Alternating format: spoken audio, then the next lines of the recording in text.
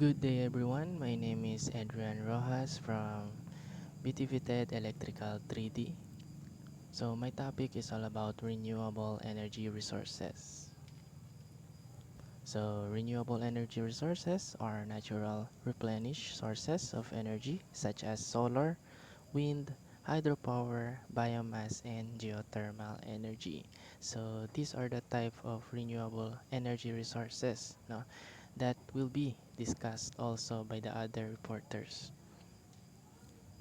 So these are the pictures, as you can see, the renewable source energy.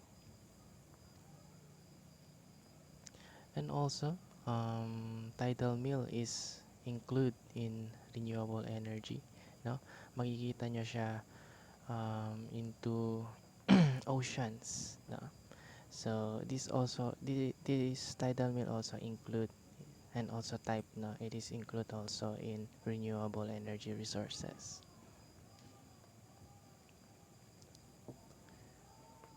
So as you can see, we have here um, the percentage in total, globally to siya, in the world, of using the renewable energy resources. So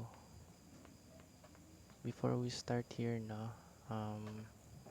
according to IEA, or the International Energy Agency, in 2016, um, 15 to 20% of world total consumptions comes from renewable energy. So in 2016, marami nang gumagamit ng renewable energy resources, 15 to 20%, no. So in 1990 naman, in 1990, there has been annual energy consumptions of 2.2% energy consumptions from renewable energy. So pupunta tayo dito, so by the years passed by, 2016, into 1990, 2016, into year 2025 ngayon, as the past year by, syempre, madami na. So as you can see here in the table percentage, sobrang dami na. Sobrang dami nang gumagamit ng renewable energy. So as you can see here, in total, dito pa lang sa solar, 36.8%. Sa wind naman, or which is the wind turbine yan siya, 26.5%. Sa hydroelectric power naman, 26%. And combined fuels renewable, 7.3%.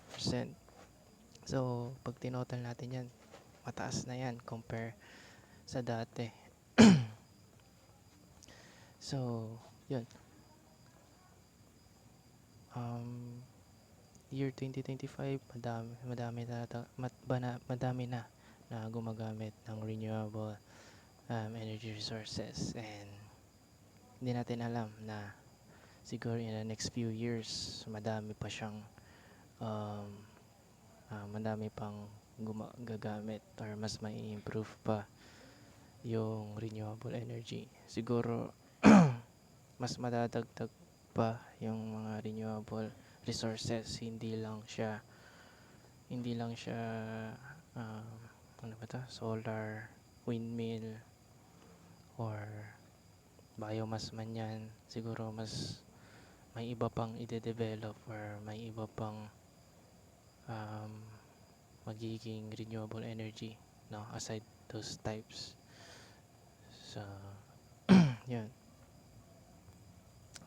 Before I will end my presentation, um, may we all take part promoting cleaner and smarter energy choices. No, that's it. Thank you and have a good day. God bless.